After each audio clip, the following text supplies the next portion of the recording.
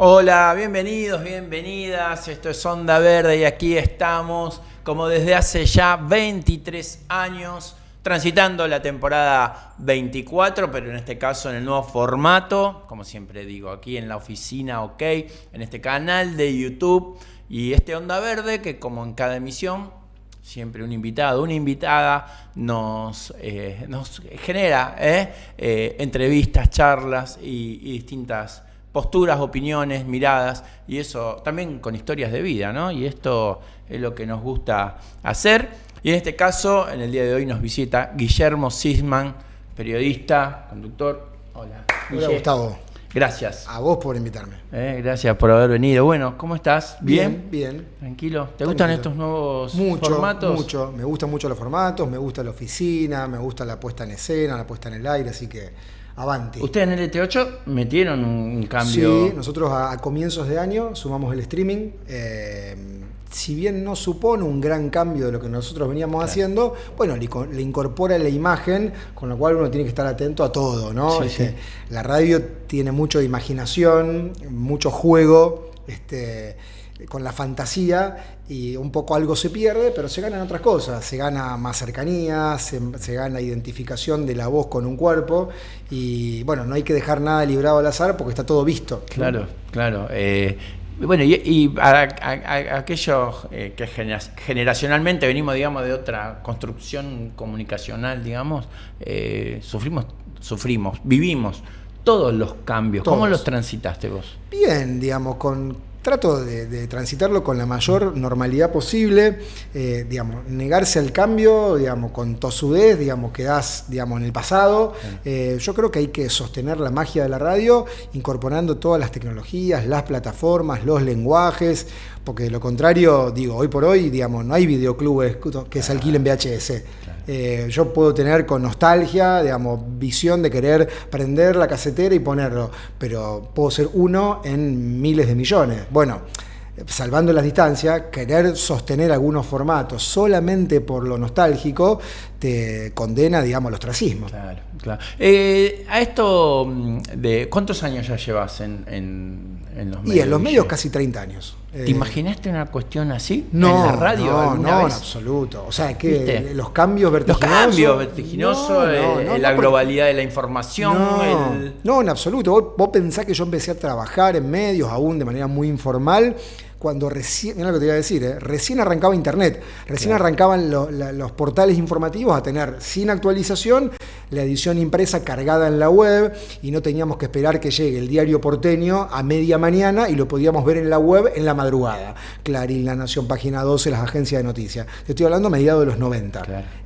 Con lo cual, eso que me preguntás vos, si la vi venir, no, en absoluto. Es increíble. Es imposible porque uno no tiene esa capacidad de proyección. Hoy es tan vertiginoso todo que uno sí puede conjeturar que lo que hoy estamos viendo mañana no va a ser pasado, va a ser anacrónico. Claro.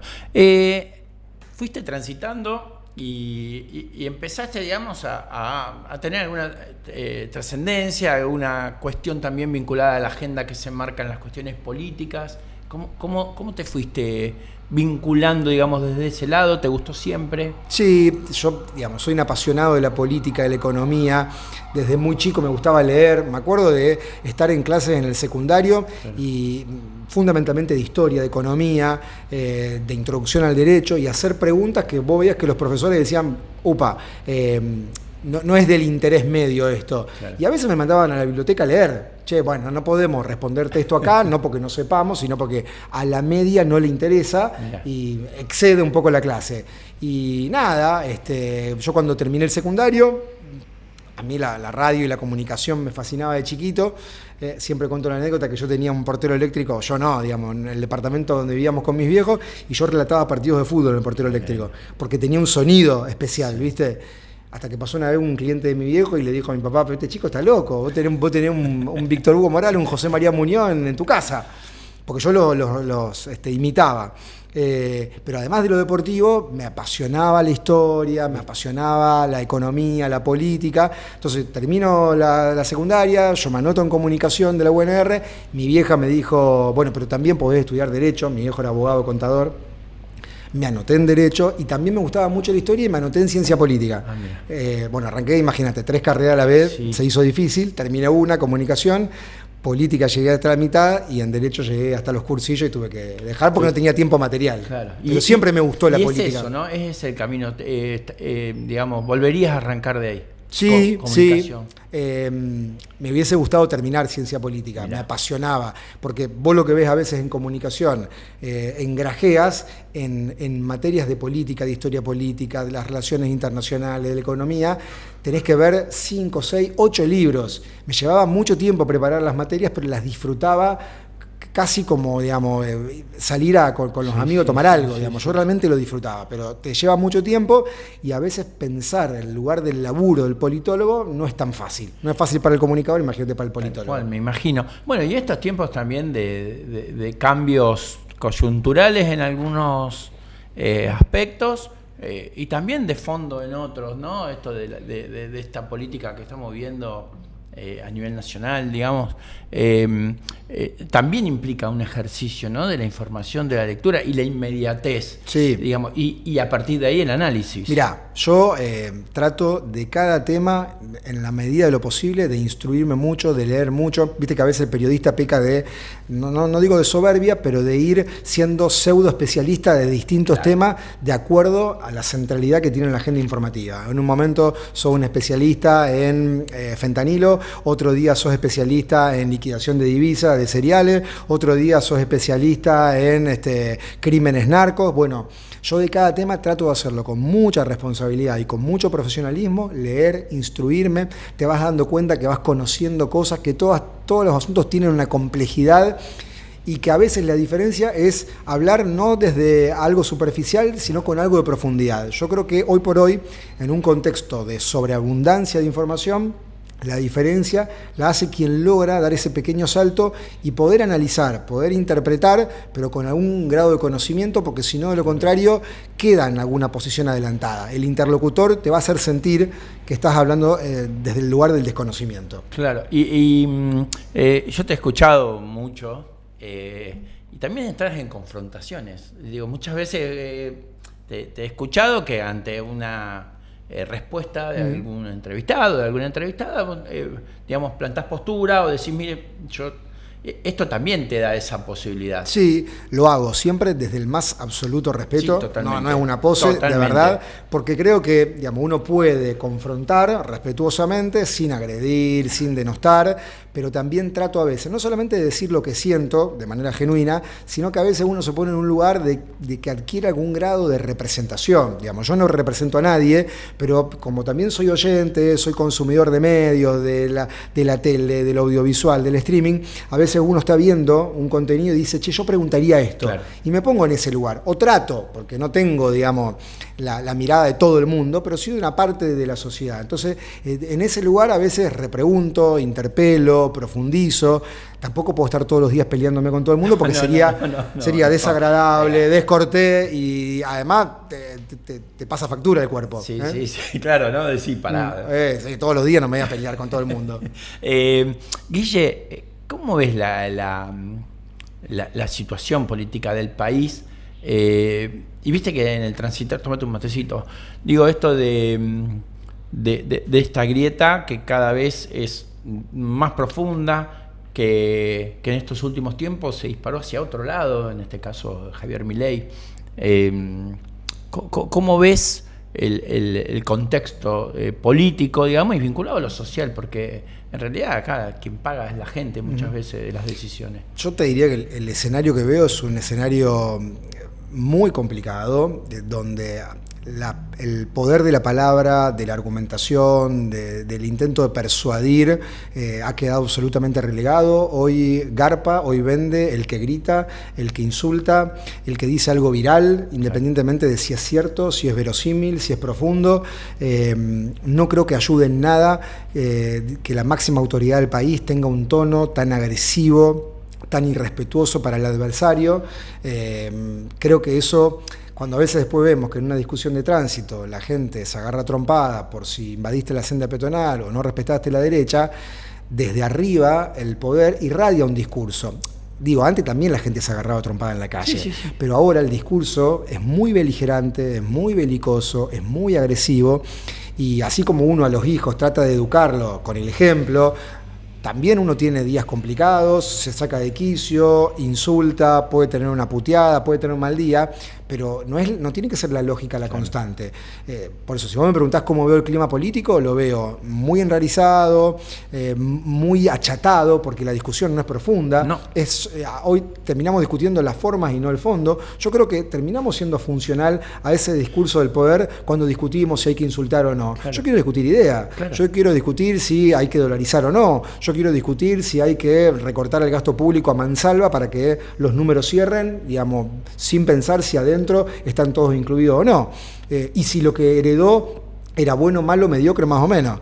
Hoy por hoy el debate público es un debate extremadamente violento. Y cuando de la violencia verbal a la física no hay tanta distancia. Claro. Y lamentablemente yo creo que estamos ahí, en los umbrales del precipicio, porque desde el otro lado también hay una respuesta agresiva. La oposición, por decir un colectivo así medio abstracto, no le ha encontrado todavía la vuelta a cómo enfrentar al gobierno, que ha sido disruptivo. Y no es, digamos, privativo de la Argentina. Hay un momento político global donde también la clase dirigente tiene que hacerse cargo. Los niveles de frustraciones de la población generaron este tipo de salidas de los outsiders, de las salidas por la ultraderecha, y estamos viviendo un momento extremadamente complicado, que además las redes sociales llenas de anonimatos, de haters, la discusión pública, esto que aprendimos a veces en semiótica, de que, por ejemplo, los lugares públicos por excelencia eran la calle, la plaza, hoy ya no lo son. Hoy es un ágora, digamos, digital. Y hoy esa discusión pública digital es extremadamente violenta. Y a mí me distancia, yo me corro de esos lugares porque no encuentro nada atractivo. Mirá, cada palabra comparto y adhiero, ¿viste? Y yo siempre creo que la salida es política. Desde mi visión, desde mis creencias ideológicas, desde la cuestión partidaria, política, pero también creo que hay y quiero que vos me des tu opinión, por supuesto, hay algo tendencioso a eso. Creo que no es casual que esto suceda. No. Digamos, esto de gobernar con algoritmos o con estadísticas, creo que un poco llevó la discusión a este plano superficial. Sí, desde luego, por eso te decía que es un fenómeno global. No creo claro. Que sea. Fíjate, digamos, lo que ha pasado con la llegada de Trump nuevamente al poder, las campañas digitadas, la fake news. La fake news se instala, se genera un impacto, desandar el camino, después la gente no le interesa, claro. Ya está, el daño está hecho, en el imaginario colectivo hay una parte que ya le quedó, que tal cosa ocurrió de tal forma, aunque no haya sucedido, sí. Y no hay vocación por chequear, por informar, por dudar. Por lo menos por dudar. Claro, digamos, estamos en un momento extremadamente complejo, yo no subestimo a aquellos actores que están detrás de esa enorme maquinaria que por momentos me excede, tiene una complejidad que no la termino de comprender. Por eso creo que hay que ir por el lado de la política, no te digo la vieja usanza, pero la política como la conocemos, que es la negociación, el debate, el cuestionamiento y la vocación de convencer al otro. Sí. Porque pasa en un club de barrio, en una familia, en un grupo de amigos, al momento de discutir dónde se va de veraneo. Hay algo de negociación política, de querer convencer al otro, de persuadirlo. Y bueno, salvando la distancia, creo que tiene que pasar lo mismo a escala global y con la política macro, ni hablar. Sí, aparte esto de que, viste, bueno, que este cambio cultural y estas cuestiones que también se pueden llegar a dar a nivel global, me da la sensación, y esta discusión tan liviana, sin profundidad política, justamente digo, tiene que llevar a una autocrítica. ¿Vos creés que los políticos de hoy han hecho esa autocrítica? Aquellos que vienen de años, ¿la tienen clara esa? Algunos creo que sí, no todos, porque el resultado, digamos, es tan evidente, claro, que los obliga a algún grado de ejercicio, porque hay un momento que tienen que parar la pelota y preguntarse, ¿qué pasó? Claro. Digamos, ¿cómo se pudo perder tanto terreno? Y cómo, digamos, han emergido, digamos, figuras tan disruptivas con un discurso tan beligerante. Yo creo que hay una parte de la dirigencia que está analizando, que no terminó de encontrarle la vuelta. Hay otra que actúa como si no hubiera ocurrido nada, es la que más dificultades tiene. Y hay otra que empezó a reconvertirse, pero son los pocos, te diría. Sí. viste que Santa Fe tiene un microclima político. Lo tuvo con el socialismo en su momento, lo tiene hoy con un radicalismo ampliado, digamos, con distintos frentes, y que ha tenido una fuerte elección en la gobernación. Bueno, después fue perdiendo algún terreno por algunas cuestiones. ¿Cómo estás observando este gobierno provincial? Si bien, y esto es personal, digo, tiene controlada la provincia, lo veo yo desde ese lado, tiene algunos focos abiertos que para mí están como en una olla a presión. Sí, bueno. Que son estatales, docentes y demás. Bueno, ¿cómo los ves vos? La gobernabilidad es compleja, digamos, y es un partido de resistencia, digo, no es una carrera de corto plazo, sino una carrera, digamos, larga. Puyaro logró, digamos, consolidar un liderazgo fuerte. Vos me preguntabas recién por los microclimas. Acordate que en los 90 apareció Reutemann, también muy disruptivo, se consolidó, pero no logró, digamos, consolidar, por ejemplo, mayorías muy abrumadoras para, por ejemplo, imponer una reforma a la Constitución. Logró poner a veces al Delfín, con el cual tenía alguna diferencia, como era Jorge Obey, se fueron alternando en el gobierno, apareció la figura de Wiener. Puyaro tiene, digamos, un método distinto. No deja nada librado al azar, entendió por dónde iban parte de las demandas más profundas de la población. En Rosario claramente era la cuestión de la inseguridad. No es un dato menor que el año pasado el delito, digamos, más altamente lesivo cayó 65%. Ese es un resultado, dato no opinión, es un dato contundente, pero desde luego que no tiene el apoyo de toda la sociedad. Las sociedades actuales son complejas, heterogéneas, hiperdemandantes, no se gobierna solamente de acuerdo a una elección, la sociedad todos los días reclama algo distinto. Un gobierno puede caer aún después de haber sido relegitimado en una elección. Veo un liderazgo robusto, bien consolidado, pragmático, que ha logrado conseguir aliados que parecían incompatibles. En algún momento socialismo y PRO eran antagónicos y él logró aglutinarlo. Ha mostrado también un acercamiento inicial con Milei cuando vio que había un viento de cola muy favorable del gobierno federal y empezó a tomar distancia cuando vio algún grado de discrepancia de una parte de la población. No la tiene asegurada, esto que vos decís, vos fíjate que fue perdiendo caudal de voto, es parte del ejercicio de gobierno. Es muy complejo sostener niveles de aprobación cuando vos vas tomando medidas que toda medida genera, digamos, aceptación y rechazo, sectores beneficiados y perjudicados, pero es un liderazgo muy novedoso por esto que te venía diciendo. Si uno mira Reutemann, Obeid, Wiener, Lifshitz, en el caso de Puyaro aparece en términos de mayorías circunstanciales más consolidado. Claro. Sí, y esto que vos decís, yo creo que ha tenido Me gusta hablar de política, Guille. Estás cómodo, te gusta hablar de política, obvio, te encanta, sí. Te veo apasionado y me gusta escucharte. Aparte, digo esto de que creo que él ha tenido una virtud en esto de aglomerar distintos frentes, distintos pensamientos. Hoy una Germana Figueroa al lado de Clara García, ¿viste? Se lo he dicho a Clara, sí. Acá sentada en el mismo lugar. Digo que eso es importante. Bueno, y esta nueva constitución, que también ha puesto en valor algunas cuestiones que estaban en una discusión, como los cargos electivos, pero más allá de los cargos electivos. Se tocó la justicia, bueno, el MPA, que ha tenido su cuestión también de independencia, de autonomía, digamos. Se han logrado muchos cambios, y dicen que a través de la discusión, del consenso y demás. ¿Cómo vos viste este proceso y de esta reforma constitucional? Porque es un hecho histórico, digamos, hace 62 años. Bueno, ha sido un proceso realmente muy novedoso, digamos, mi generación no lo había visto. Claro. Puyaro tuvo esa virtud de tener cierta amplitud, no total, de lograr ir sumando adhesiones para determinados temas y mostrar, si bien tenía capacidad de imponer un criterio de algo tan profundo, conseguir consensos circunstanciales, de determinados aspectos, para que no sea una constitución vista con la lógica de la aspiración reeleccionista. Digo, no es algo que solamente lo consigue un Puyaro. Acordate Menem, salvando las distancias, Menem en el 94. Digamos, cuando fuerza el Pacto de Olivos con Alfonsín, en un momento él a Alfonsín le dice, bueno, si el radicalismo no me da los votos para declarar la ley de la necesidad de reforma, voy a una consulta popular donde la gente me pida la reelección, y ponías en tensión la democracia que todavía crujía. Sí. Digo, al propio Alfonsín le había costado varios alzamientos.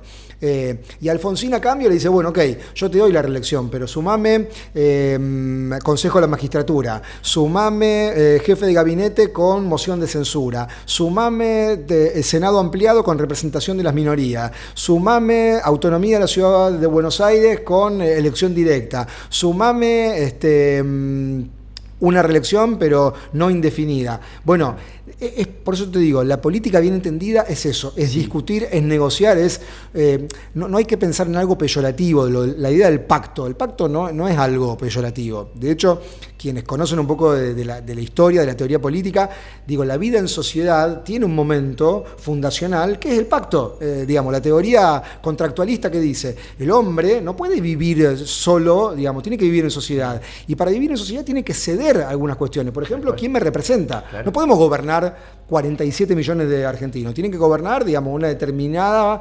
élite, casta, dirá el presidente, sí, sector corporativo. Bueno, pero tenemos que ponernos de acuerdo en cómo se va a gobernar, qué derechos, qué obligaciones. Bueno, el pacto, bien entendido, es negocio, claro, acuerdo, diálogo, y algo que yo quería, digamos, a cambio doy otra cosa para que cierre. Insisto, es como una discusión en un consorcio de edificio. Yo quiero que en la terraza pongan pileta, pero el del primero quiere que la cochera tenga un acceso más amigable. Bueno, de eso se trata, de que la convivencia sea lo más amigable posible, porque si no entras en conflicto permanente. Sí, vos trajiste nombres que yo extraño. Yo extraño Alfonsín, por decirte, ¿viste? Un Allende. Personas que han estado, un mismo Cafiero, digamos, gente que eran políticos de raza, de discusión, de valores, que se ponían en escena este tipo de discusiones, digamos, la profundidad a la superficialidad que hay hoy, ¿viste? Y digo, esto me hace acordar lo del streaming a los medios tradicionales, digamos, y antiguos, digamos, qué cambio que ha habido. Sí, bueno, vos mencionaste Cafiero. Cafiero va al balcón con Alfonsín a defender la democracia ante los alzamientos que había. Balbín despide a Perón, digamos, y reconoce que era un viejo adversario, pero que ahora hay una amistad. Yo no creo que hoy por hoy sea todo beligerancia y todo belicoso, pero al menos públicamente ese mensaje es el que se instala. Por lo bajo hay, digamos, negociación, discusión, hay un momento de charla, porque no están todo el tiempo peleándose y a los gritos, e insultando. Pero lo más lamentable es que eso es lo que se transmite como, digamos, mirada y discusión pública. Y eso lamentablemente termina generando un clima social muy hostil, claro, donde después se agravia a un compañero del colegio por si es más gordito, por si no juega bien al fútbol, por si no tiene buenas notas en la escuela, por si no se levanta mina. Entonces, ese discurso del poder tan peligroso, que no es privativo del presidente, hay toda una dirigencia que se ha apropiado de ese discurso, que también en algún punto los medios tenemos que hacer una autocrítica y mirar para atrás. Siempre vendía mucho el que era picante, el que era intenso, el que gritaba un poco más.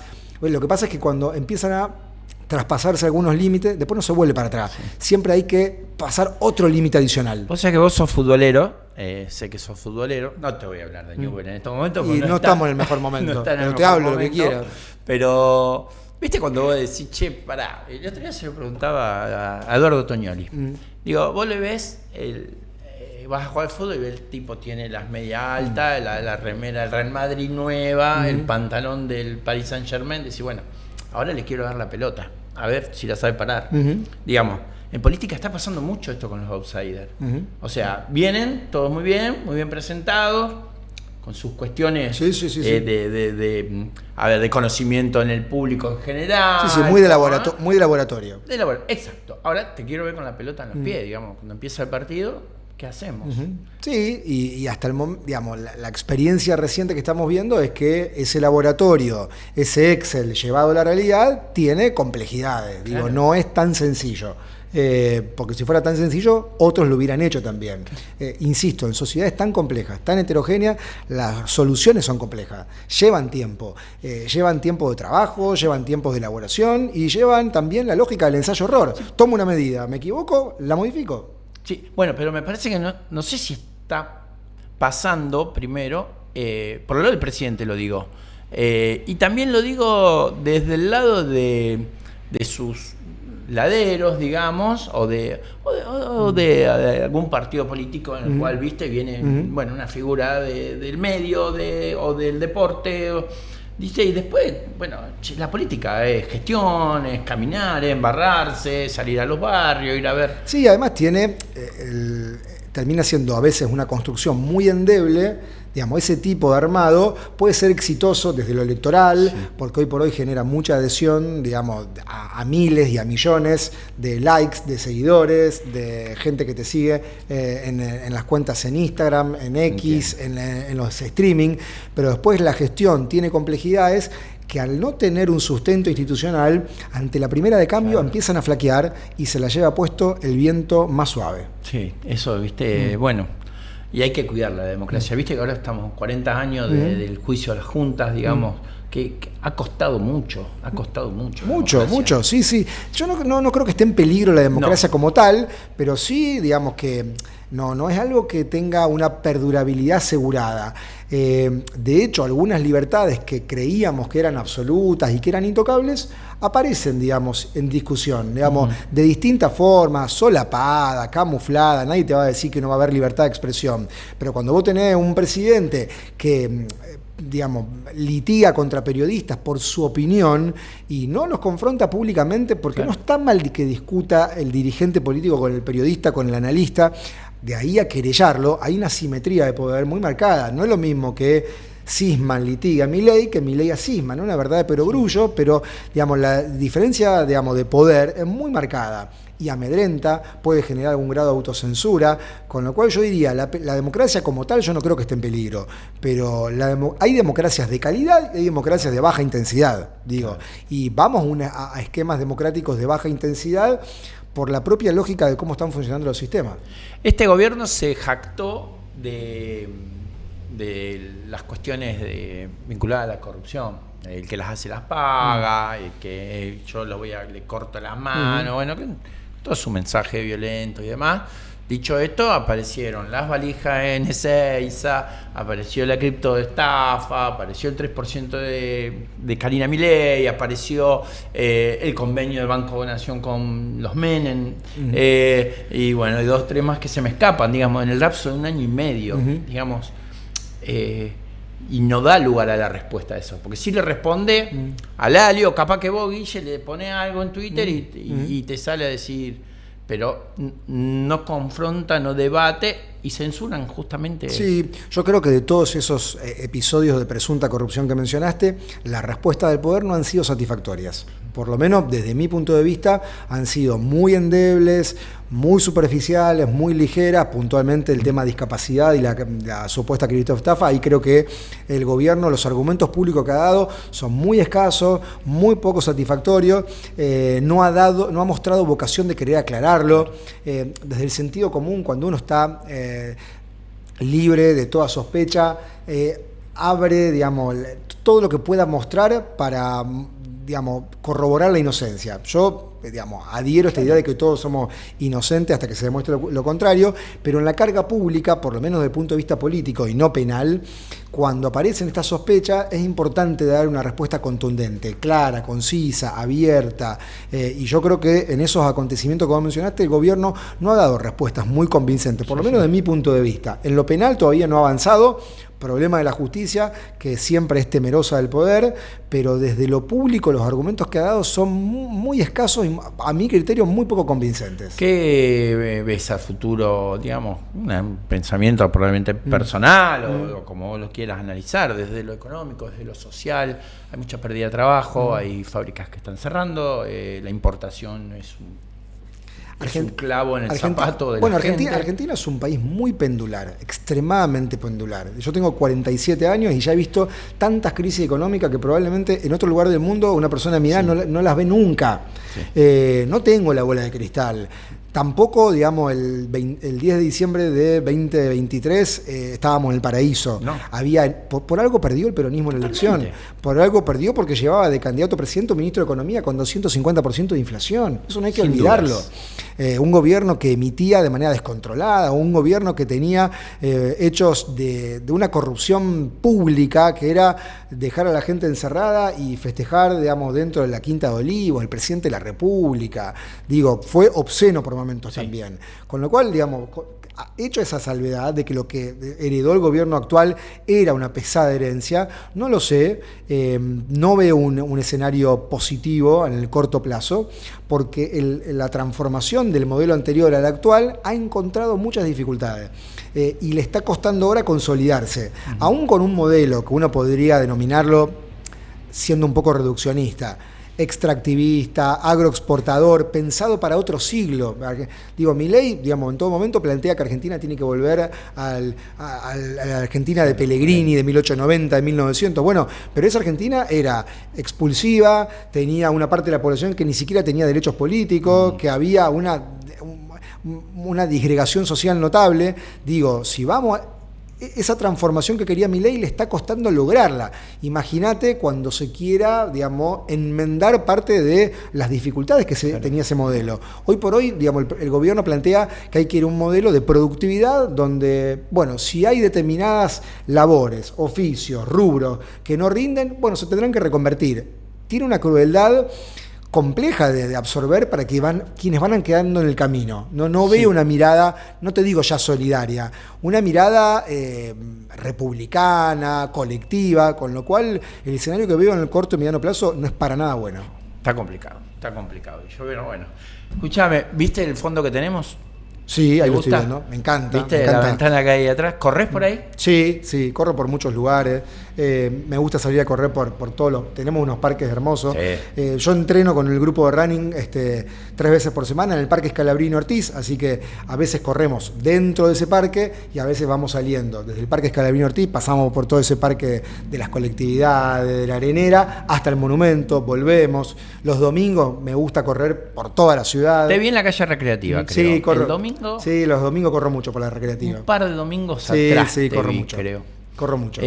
Ahora que arranca... en Buenos Aires? ¿Hiciste la de 42? Corrí el domingo, 42. Yo ya había corrido 3 carreras, 3 maratones de 42 en Rosario. Acá. 2022, 2023, 2024. Y quería empezar a correr carreras fuera de Rosario, que cada una tiene su encanto, claro, ¿no? Vas a otra geografía, a otros paisajes, y la verdad que la de Buenos Aires, que la corrí el domingo, fue una experiencia maravillosa. Hay que meterle, es mucha cabeza. Sí, es mucha cabeza, mucho entrenamiento. Sí, claro, no, por supuesto, eso ni hablar. Digo, yo aprendí también que no es que uno multiplica, bueno, yo corrí una carrera de 21, corro 2 de 21. No, porque el cuerpo a los 25 kilómetros está muy cansado. No es que arrancaste de cero a correr otros 21. Claro. Con lo cual, el entrenamiento te va dando resistencia, te da velocidad, te da kilómetros, digamos, y vas aprendiendo técnica de correr, aunque es cierto que cuando estás muy cansado, la técnica queda en un segundo plano y corre tu cabeza. Claro. Y por lo general, por lo menos mi experiencia es que uno termina llegando a la meta más por la cabeza que por el cuerpo, que el cuerpo está agotado. ¿Por cuál vas ahora? Y el año que viene probablemente vayamos con el grupo que está a Mendoza. Lindo. Que me dijeron que es una muy linda carrera. Bueno, hay gente que corre mucho en el exterior, viste que está en las majors, que está Chicago, Boston, Nueva York, Tokio, Berlín. La de Berlín puede ser que hay una. Sí, no está dentro del top, pero sí hay, obvio.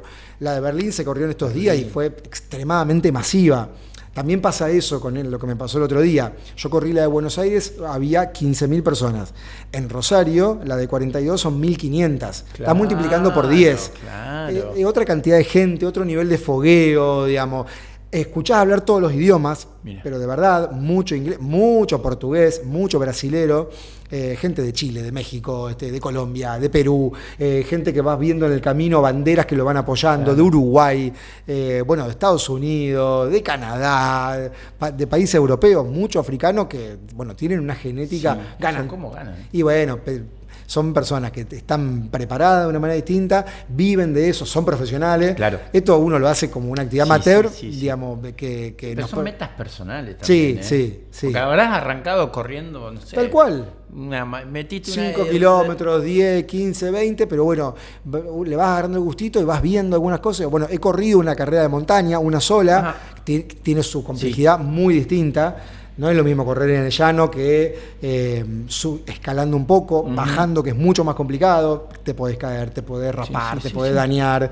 Y no sé, el yuyo te llega a la altura de la cintura. Otra geografía. Otros climas. Hay que aprender a correr con los climas. Así que es todo un aprendizaje, pero. Y aparte es un deporte que te permite, desde la individualidad, cuando vos querés salir a entrenar, lo haces. Claro. Vos querés jugar un fútbol 5, un partido, tenés que 9 más. Exacto. Querés jugar un pádel, 3 más. Esto, si bien vos entrenás con un grupo, si a veces no pudiste ir al horario que entrena el grupo, tenés el entrenamiento del día y lo haces cuando vos podés. Y en el horario que vos podés. Claro. Entonces, eso te permite, digamos, también hacer la actividad física y descargar. Para mí ha sido una gran terapia. Eso, ¿viste? Claro. Yo espero los lunes a las 3 de la tarde que tengo psicólogo y los jueves a las 8 de la noche que juego al fútbol con mis amigos cincuentones. Tanto el partido como el asado después. Totalmente. De eso se trata. Es Aún cuando uno tiene mucha actividad, bueno, y los hijos, digo, claro.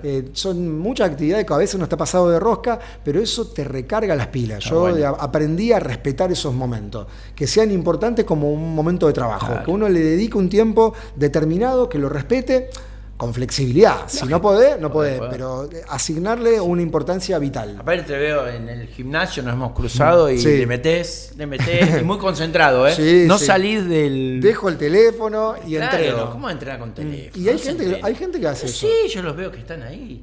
Hay gente que entrena en la cinta con el teléfono o que va a correr. Yo salgo a correr sin nada. Sin nada, con una botellita de agua, no más que eso. Está perfecto. Guillermo, gracias por haber venido. A vos por invitarme. Saludos a esa gente de LT8, me encanta ese equipo que tenés. Me hacen reír mucho cuando los escucho. Le mando. Aparte de la información y las entrevistas, me hacen reír mucho. Tiene muy buenas salidas. Guille, gracias. Gracias a vos por invitarme, Gustavo. Muy bien, y allí pasaba por Onda Verde Guillermo Sisman, que hacía mucho que ya queríamos conversar con él, así que una hermosa charla nos ha dado, un hermoso tiempo compartido. Y con ustedes nos volvemos a encontrar en la próxima edición de Onda Verde. Gracias, aquí en la oficina OK. El próximo viernes seguramente nos volvemos a encontrar. Gracias.